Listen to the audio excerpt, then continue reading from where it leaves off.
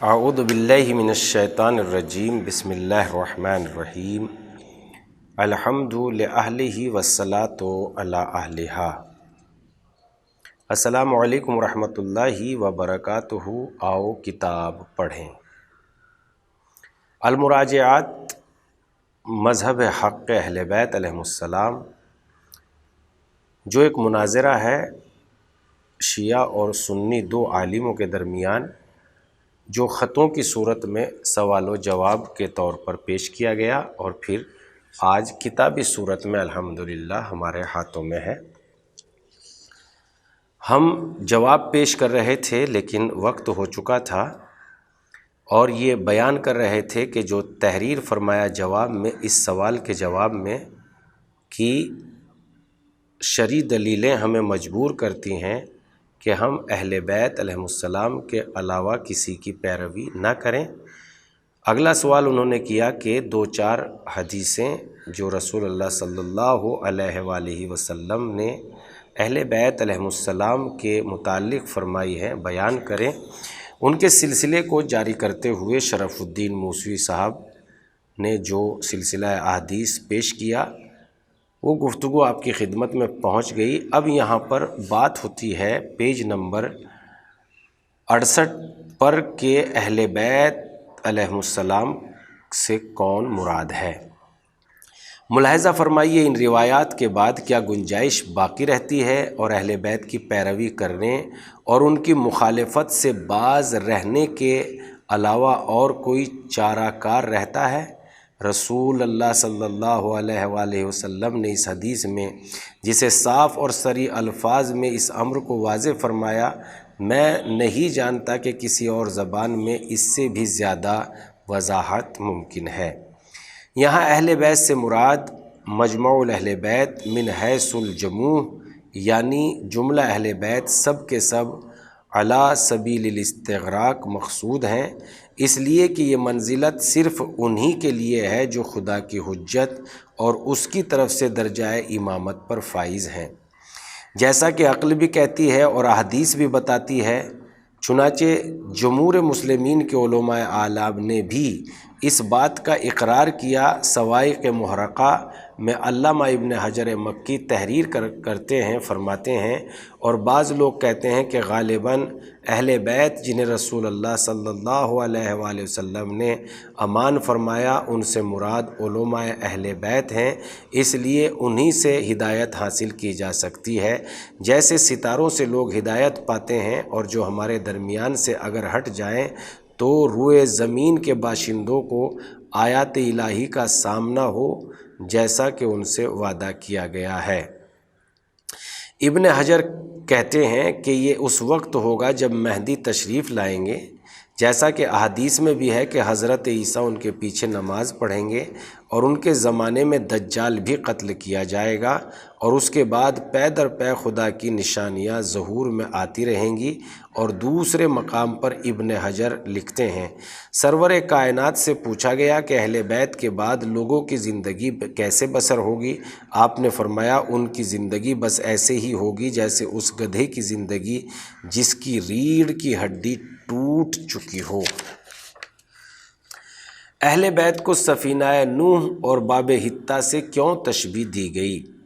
آپ اس سے بھی واقف ہیں کہ سرور کائنات نے اہل بیت کو سفینہ نوح سے جو تشبیہ دی ہے، اس سے مقصود یہ ہے کہ جس نے اہل بیت کا مسلک اختیار کیا، اصول و فروع میں ائمہ اہل بیت کی پیروی اور اتباع کیا، وہ عذاب جہنم سے محفوظ رہا، اور جس نے ان سے گریز کیا اس کا حشر وہی ہوگا جو سفینہ نوح سے گریز کرنے والوں کا ہوا تھا۔ جو جان بچانے کے لیے پہاڑ پر چڑھ گیا تھا، بس فرق یہ ہوا سفینہ سے گریز کرنے والا تو پانی میں ڈوبا، اور اہل بیت سے کنارہ کشی کرنے والا جہنم کی آگ میں غرق ہوگا۔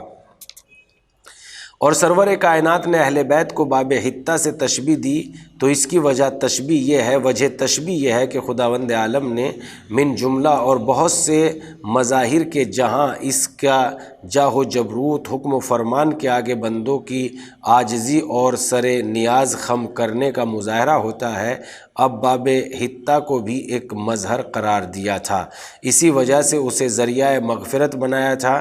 اسی طرح خداوند عالم نے امت اسلام کے لیے بھی اہل بیت پیغمبر کی اتباع و اطاعت کو اپنے جاہ و جبروت کے آگے بندوں کی خاکساری و عاجزی اور اپنے احکام کے آگے سر تسلیم خم کرنے کے مظاہر میں ایک مظہر قرار دیا۔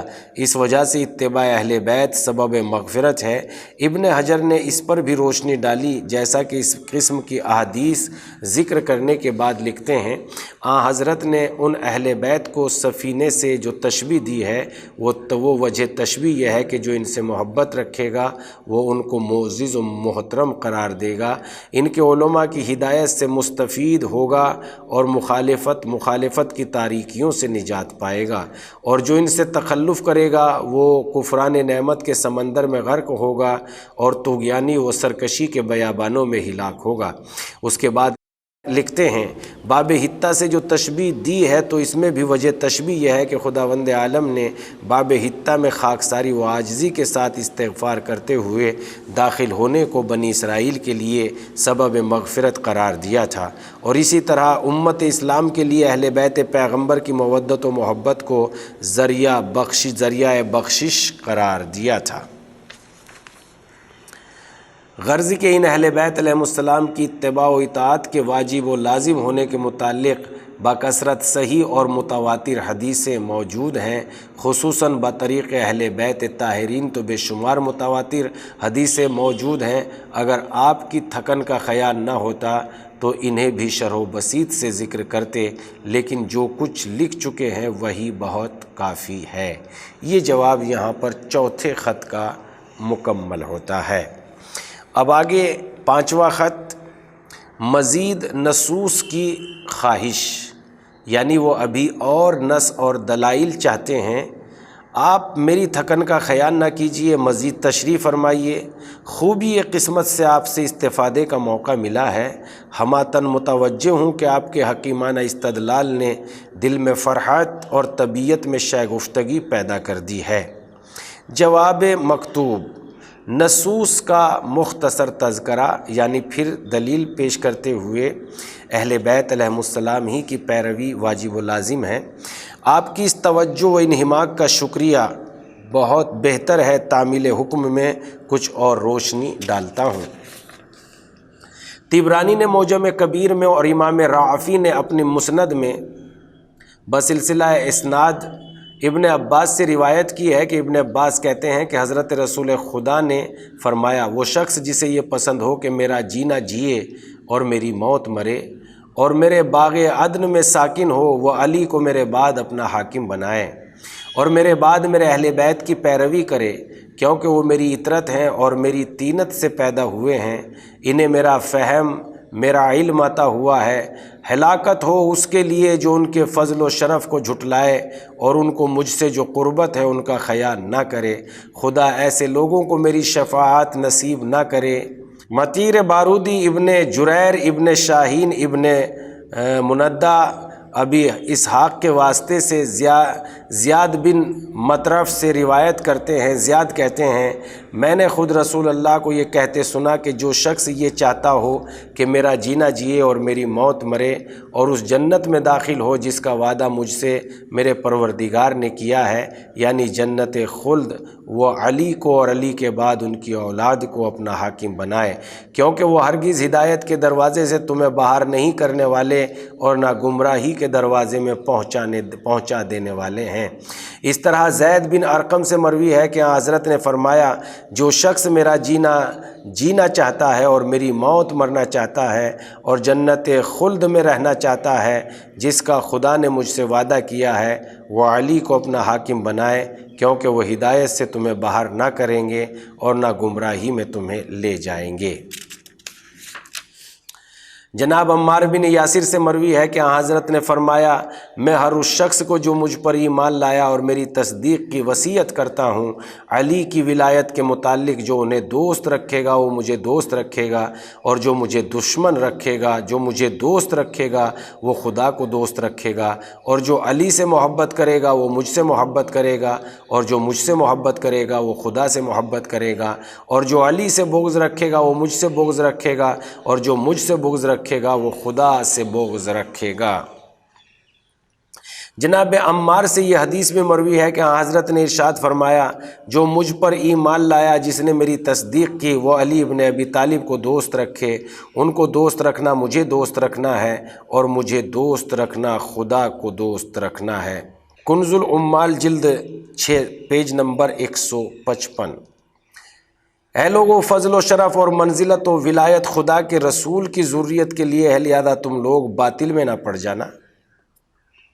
حضرت نے یہ بھی ارشاد فرمایا کہ میری امت کے ہادی ہر دور میں میرے اہل بیت کے عادل افراد ہوں گے، جو اس دین اسلام سے گمراہی کی تحریف، اہل باطل کی تہمت تراشی اور جاہلوں کی تاویل کا ازالہ کرتے رہیں گے۔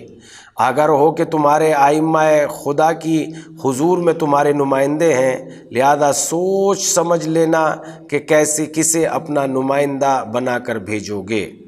سوائق محرقہ صفحہ نمبر 90۔ پھر اس کے بعد حضرت صلی اللہ علیہ وآلہ وسلم فرماتے ہیں، یہ بھی حضرت نے فرمایا، دیکھو ان سے آگے نہ بڑھنا ورنہ ہلاک ہو جاؤ گے، اور نہ پیچھے رہ جانا ورنہ ہلاک ہو جاؤ گے، اور انہیں سکھانا پڑھانا نہیں کہ یہ تم سے خود زیادہ جانتے ہیں۔ یہ بھی ارشاد فرمایا۔ یہ حدیث سوائق محرقہ باب نمبر 11 اور صفحہ نمبر 79۔ اور یہ بھی ارشاد فرمایا، میرے اہل بیت کو ایسا سمجھو جیسے سر بدن کے لیے اور آنکھ سر کے لیے، اور سر آنکھ ہی کے ذریعے راہ پاتا ہے۔ اور یہ بھی ارشاد فرمایا کہ ہم اہل بیت کی محبت کو اپنے اوپر لازم کر لو، کیونکہ جو شخص خدا سے ملاقاتی ہو اور ہمیں دوست بھی رکھتا ہو، خداوند عالم اسے ہماری شفاعت کی وجہ سے جنت میں داخل کرے گا۔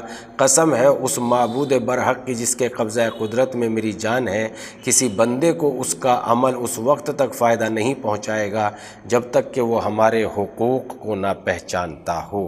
علامہ سیوطی نے احیاء المیت میں بہت سارے لوگوں کا اس سلسلے میں حوالہ دیا گیا ہے، گزارش یہ ہے کہ اس کتاب کا مطالعہ کریں۔ یہ بھی حضرت صلی اللہ علیہ وسلم نے فرمایا، آل محمد کی معرفت عذاب جہنم سے رہائی اور ان کی محبت پول صراط سے گزر جانے کا پروانہ، اور ان کی ولایت عذاب سے امان ہے۔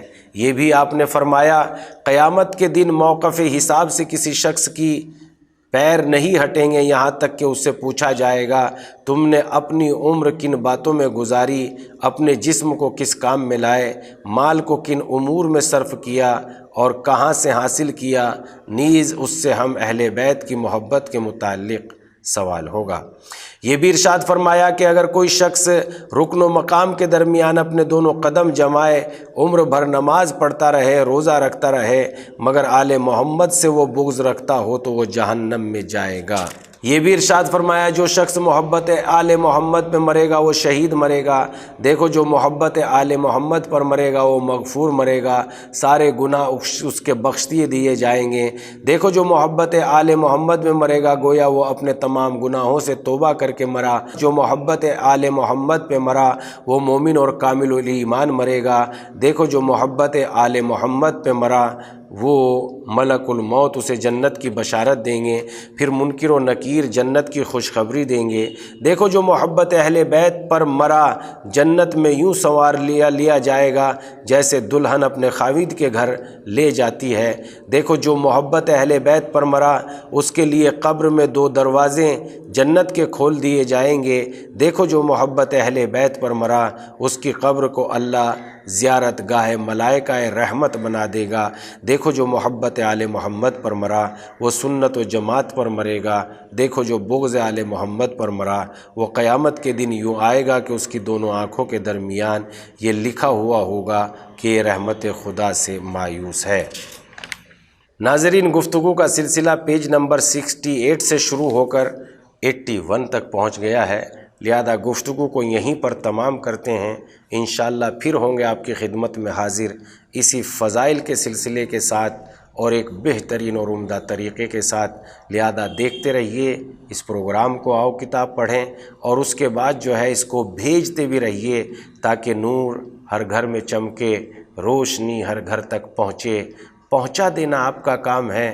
جیسے لائٹ پہنچانا تاروں کے ذریعے ضروری ہوتا ہے، اگر تار نہ ہو تو بلب، ٹیوب لائٹ اور اس کے اور بہت سارے فانوس کام نہیں کر سکتے، لہذا تاروں کے ذریعے سے جو روشنی پہنچتی ہے، گویا یہ گفتگو بھی آپ اس کے لیے ایک ذریعہ، ایک وسیلہ بن جائیے دوسروں تک پہنچانے کے لیے۔ اگر آپ نے اس کام میں یقیناً سبقت کی یا ہماری مدد کی تو خداوند عالم وہی اجر و ثواب جو وہ ہمیں عنایت کرے گا وہی آپ کو بھی عطا کرے گا۔ والسلام علیکم ورحمۃ اللہ۔